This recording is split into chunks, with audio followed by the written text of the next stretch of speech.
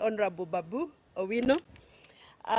Mine is to just add weight to what statement we have issued as Team Ground.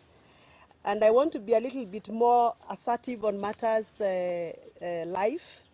You all know that we have had very many conflicting reports coming through on how many young people who are protesting in the streets were abducted, how many were killed, how many are still missing, how many cases have been processed by IPOA, and I'm sure you know that no agency is giving us information that is matching with the other.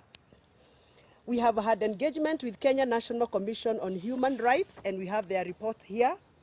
And the report that this agency is giving us is that they have registered 61 people, young people, who protested and died.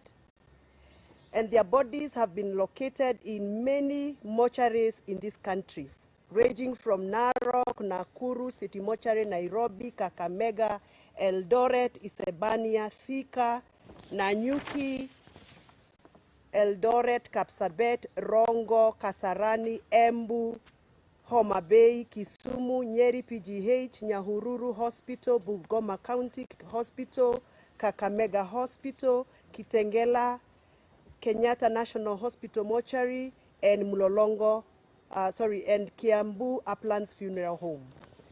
Now, according to Kenya National Commission on Human Rights, these people died out of excesses of the Kenyan Police Service.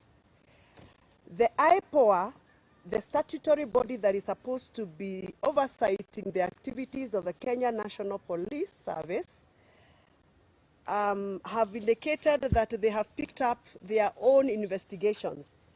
And according to them, they only have registered 50 people who died, not 61 that we have received from Kenya National Commission on Human Rights. And out of the 50 cases IPOA has registered, they have also registered 19 people who are abducted or reported abducted and missing. But out of all those cases, IPOA has only been able to process 4 files and submitted those files to the DPP. Out of the 4 files, 3 were returned to them because they were not done properly and there was no evidence. They have only been able to successfully submit 1 file. Now, this is my concern and our concern as parents, and I'm sure this is a concern even for many parents who are following us. It cannot be that a country that is governed by the rule of law, over 61 people dead, and only 1 case can be accounted for. Yet we have seen 2 foreigners missing somewhere in the boundaries between Kenya and Ethiopia. And we have seen the IG and the acting IG and the DCI personally go to that area to locate 2 foreigners who are apparently missing. But we cannot locate the 19 cases IPOA has registered as abducted cases. Does it mean that foreigners are more important than Kenyans? Are we still being governed by the rule of law? Are we still following the fundamentals of human rights protection as enshrined by the Kenyan Constitution?